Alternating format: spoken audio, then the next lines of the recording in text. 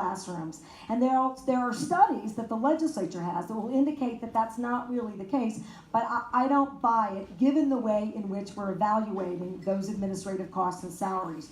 Two, we're going to have to think about additional funding streams, and the reality is largely education is funded, right, by the royalties from our extractive industries. And so it's been a finite. If it's high, we've got more money going to schools. It's low when oil and gas commodities dropped. It was low. When the state doesn't have sufficient funds, it stagnates your investment in education. So we need a different funding source. Thank you very much. Pt3. I've already mentioned how our legislature in both parties is willing to subsidize alcohol at the cost of our children. I've already given you one plan how to get tons of money into our schools by stopping to pay off oil and gas, which fluctuates. On my website, I've got a plan to grow our economy by watering our roots. It means entrepreneurship for new startups. It means having a publicly owned state bank, and it means having a $15 an hour minimum living wage. That will double the amount of money circulating in our economy. 70% of the economy is driven by consumer spending. That will build up more people going out to eat, more stuff we're buying, more tax base, more money for schools.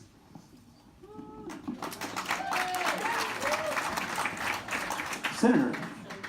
So statistically, actually, Congresswoman, it's closer to about 2/3 of our state budget goes into public education, both at higher education and in our public schools. It's a significant part of everything we do in our state of New Mexico is to fund our public schools. And yes, Peter, when there are cuts that are needed, then they get disproportionately on education because that's where the money's at. But the answer to the student's question is quite simply this. It's not just that we're not properly funding education. We're not properly funding any part of our state government. We're not properly funding your roads, your law enforcement. We're not properly funding mental health care. We're not paying for what our state needs in its government.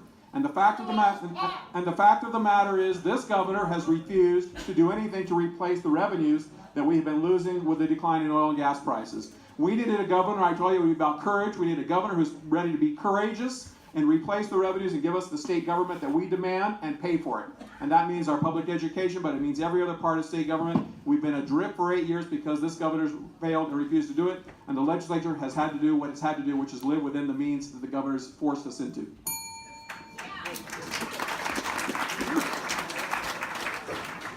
And before I ask the next question, I do want to thank members of Taos United who are here tonight assisting us with the timekeeping. Thank you. So next question from Ryan Cox, Taos High School sophomore. How are you going to improve youth dropout rates in New Mexico? Jeff. $23 billion. That's what we have, folks. We have $23 billion. So don't tell me we don't have money. We just invested outside our state, and our legislators and this governor lives off our interest. And we want to invest 5%. So that's what we're going to do. We're going to invest our money back into our state. And we talk about PED. We talk about the money that goes outside our state. We have cut so many programs from our middle schools and high schools that our kids are not staying in school. They see no opportunities. Their opportunity is higher ed or an $8 an hour job. And then our universities don't want to talk about how 45-50% of our kids drop out of school by the time they're sophomores. Folks, we have cut so many opportunities from our kids that they see no hope, they see no future. And that's what we're going to change. We're going to create pathways for opportunities for our kids. And not every kid has to go to college. Not every kid wants to go to college.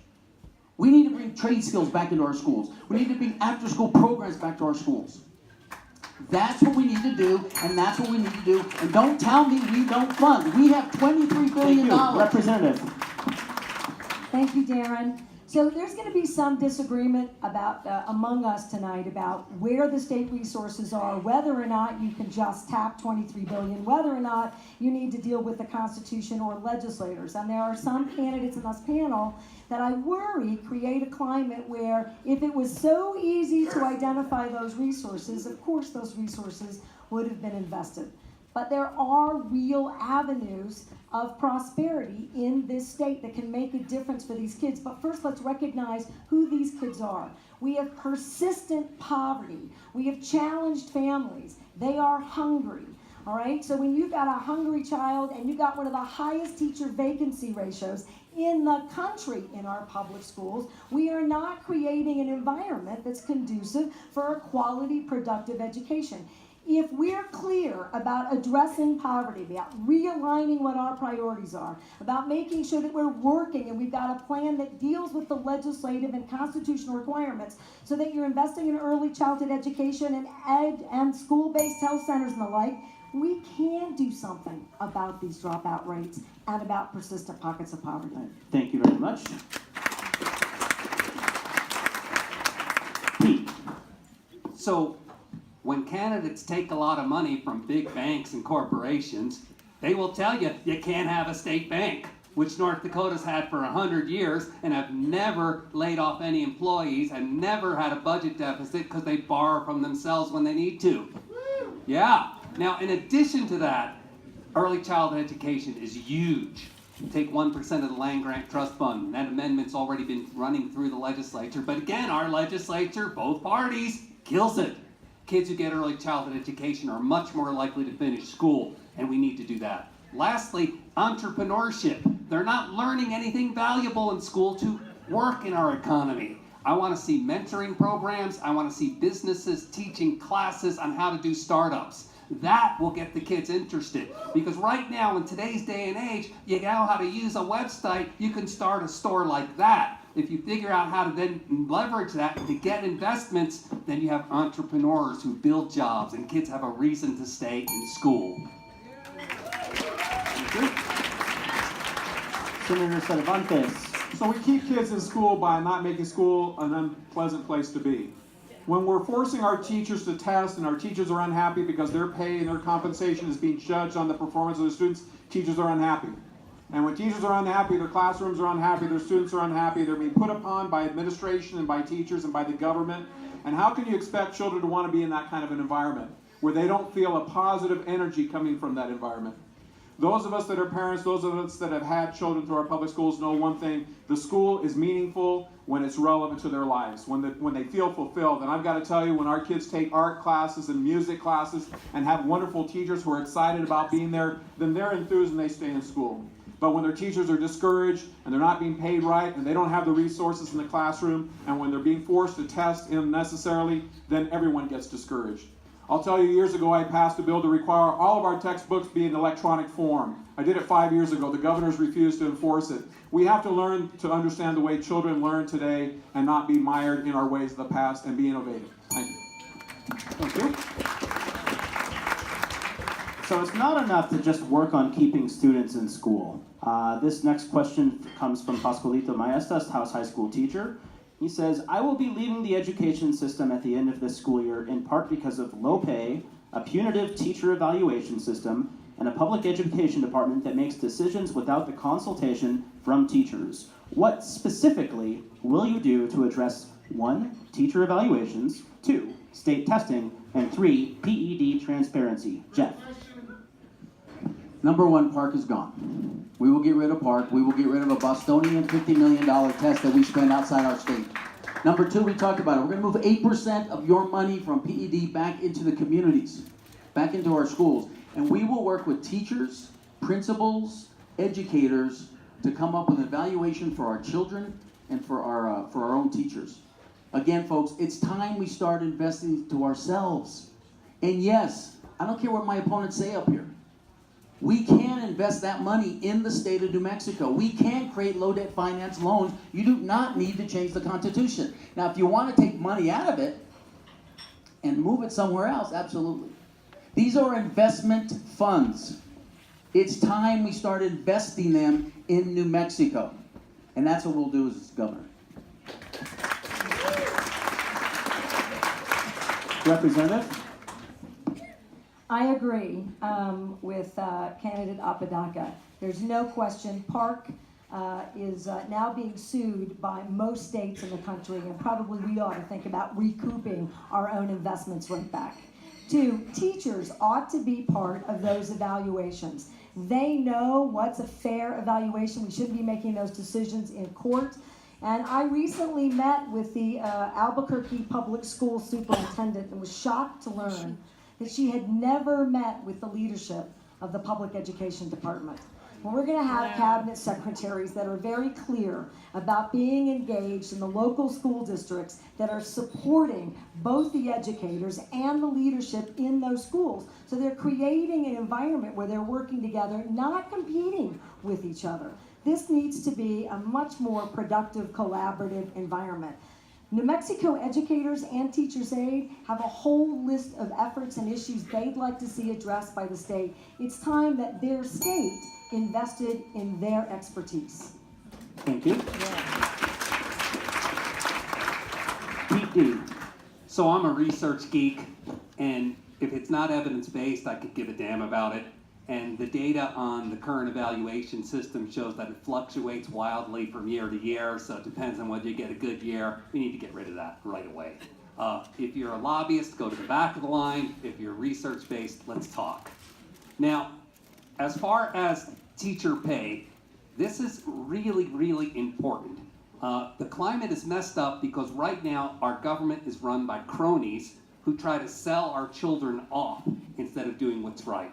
I'm the only candidate who has pledged that every single department head will come from within a state agency, a civil servant. There will be no donors getting favors here. The only exception is education. That must be a teacher who knows the story.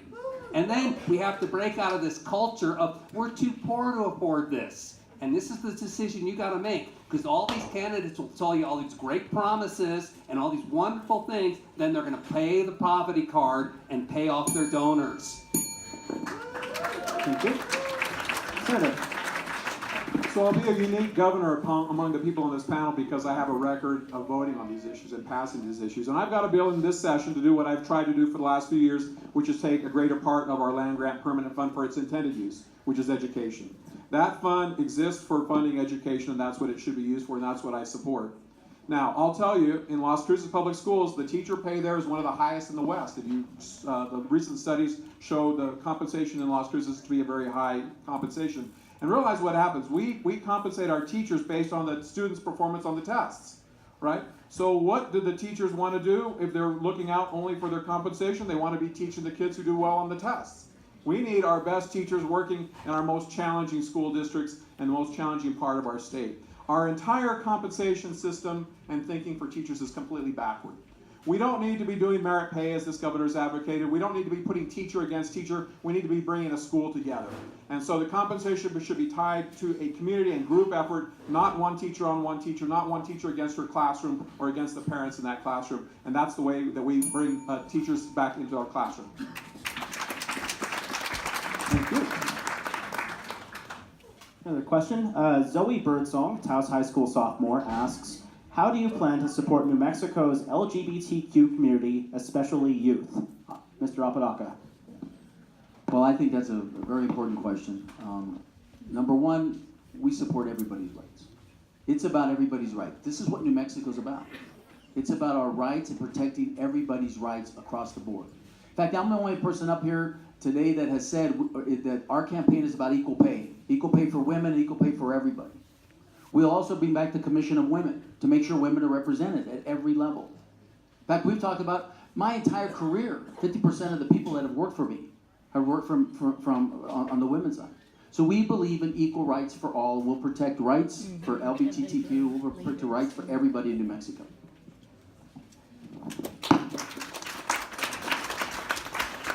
Representative. Thank you, Darren. So LGBTQ youth are at the highest risk for a number of significant issues, not just dropout rates, serious behavioral health, homelessness, violence, suicide. And New Mexico, and unfortunately right here in this community, I know that far too many, we've lost far too many of our young people to suicide in this community. To really do something about LGBTQ youth, we're going to have to think about making sure that we have school-based health centers that are very focused on behavioral health and suicide prevention and equality issues inside those schools. We're going to have to be very clear that we can't allow any more youth homelessness in any of our communities. And there's a program in Albuquerque called Casa Q, which is a group home for LGBTQ youth and transgendered youth that I think could be a model wrapped around school-based health centers and community schools that could really improve the quality of life for every student and to stamp out risk and discrimination forever. Thank you.